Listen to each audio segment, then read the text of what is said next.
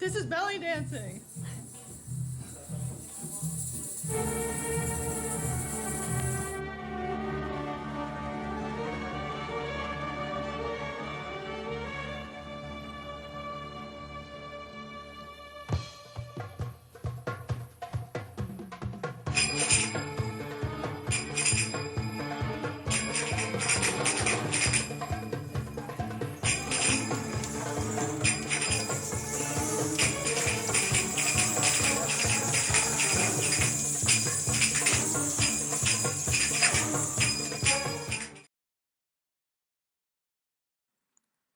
There are three domains of belly dance: Roxbalati, Rocksharki, and belly dance.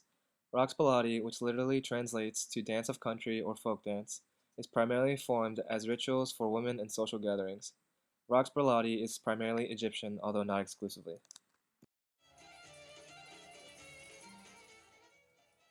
Rocksharki, which translates to Oriental dance, is a professional entertainment form of women's dance associated with weddings, nightclubs, films, and other media.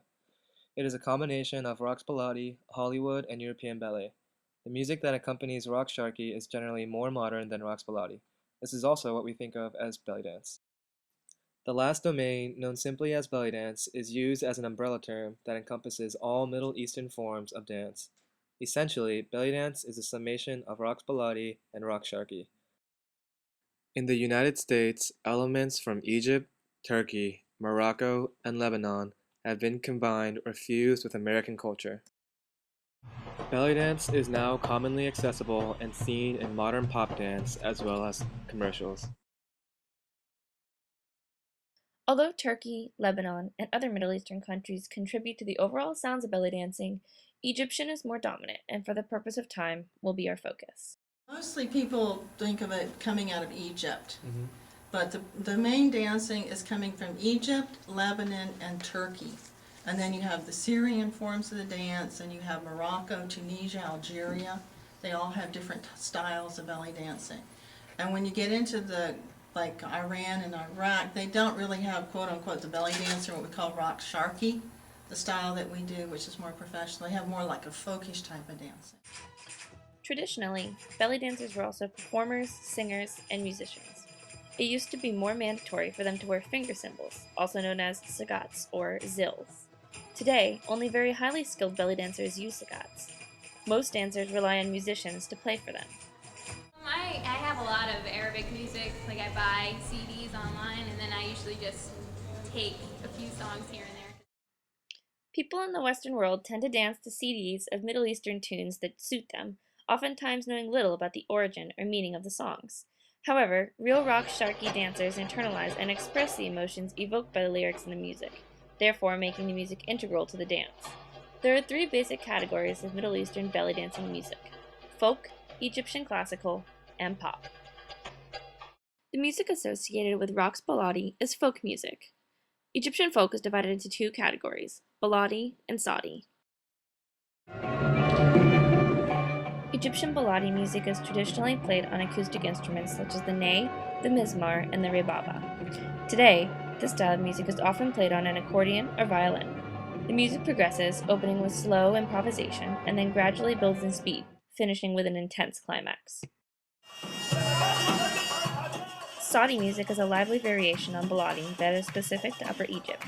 Dancers use one or two sticks of native bamboo in these performances. Instruments associated with Saudi music include the rebaba and mizmar, like in Baladi, with the addition of the tabla. Saudi rhythms are all-encompassing in Egyptian music, including even much of the Egyptian pop music today. However, the main type of music that accompanies rock sharky dancers is the 20th century Egyptian classical music, drawn from influences of the East and West. In the 19th century, while Egypt was trying to become independent from British rule, the presence of the British and French diplomats, businessmen, and tourists were strong. They saw entertainment like they had back home, and Egyptian entrepreneurs were happy to accommodate them with clubs. These clubs provided an environment in which to experiment with the merging of the musics of the East and the West. As a result, in the 20th century, a new form of classical music arose in Egypt. It drew influence from the symphonic musical structure of Europe and combined it with the native classical muwashaha and folkloric sounds of the Middle East. Musical instruments typically used in Egyptian orchestras include accordion, violin, ney, oud, qanun, tabla, and sagat, or finger cymbals. The band members typically wear dark-colored suits, white shirts, and ties.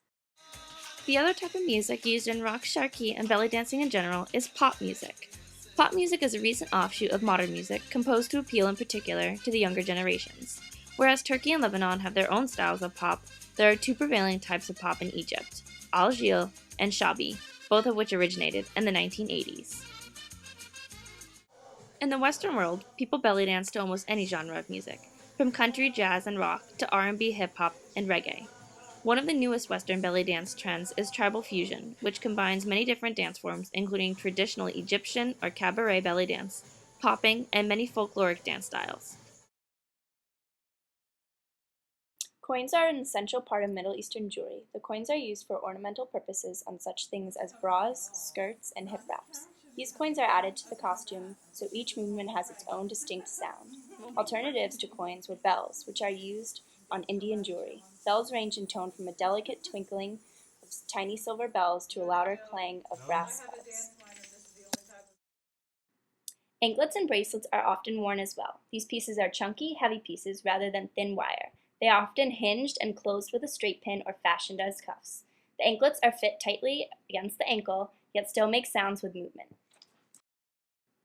The most common necklace worn today is the choker. The choker consists of inlaid lapis and about 20 strands of coins. A well-made piece will be backed with heavy fabric to prolong the life of the metal. Halak, also known as massive earrings, are often worn by belly dancers. Since these pieces are so big, they are sometimes fastened to the headdress instead of the ear. American belly dancing is traced back to 1893, when an American brought Middle Eastern belly dancers to the United States. Soon after, movies began headlining belly dancing with American dancers. As this was happening, Arab dancers performed at events in the Western Hemisphere, and Western dancers traveled to the Middle East, resulting in the use of belly dancing as a form of entertainment in America. Belly dancing further increased in popularity in the 60s and 70s, along with the feminist movement. Belly dance was viewed as a source of freedom and spirituality for women, but also as a negative source of objectification in a contradicting manner. Another movement that fed the growth of belly dancing was cultural pluralism, which increased travel and cultural exploration among Americans. More recently, belly dance classes have become increasingly popular for women in the United States since the 1990s. Women and girls of all races and ethnic backgrounds are interested, and belly dance classes have no age limit, with middle-aged and college-age women and even children participating.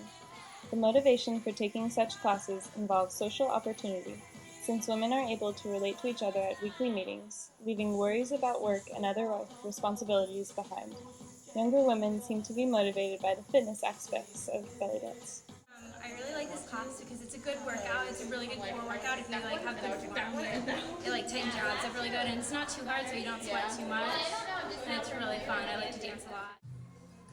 Belly dance is an aerobic and strengthening exercise. It simultaneously involves flexibility and control, as the upper torso is sometimes held motionless, while the hips are precisely moved by the legs and lower torso to the beat of the music. Additionally, many women find relief and liberation from a negative body image through belly dance, since a curvaceous figure is accepted and seen as beautiful. Belly dance does not require a certain height, weight, or figure shape as other dance forms do, such as ballet. Before we conclude, check out Sadie, a famous American modern belly dancer from Wisconsin.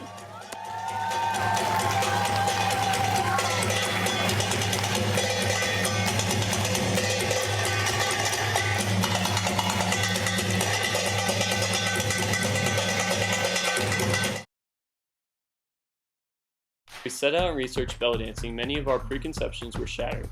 The intricate styles, music, and the combination of modern and folk tradition truly expanded our horizons as well as our understanding of belly dancing. Prior to our fieldwork, our perspective on belly dancing was rather narrow, falling into the misconceptions, as seen as this video, of the Western view, one more focused on sex appeal rather than culture. The amalgamation of folk dance and tradition cannot be underestimated, but neither can the importance of modern integration as it continues to live in our lives forever. You continue to learn no matter how long you've been in it. There's always something new.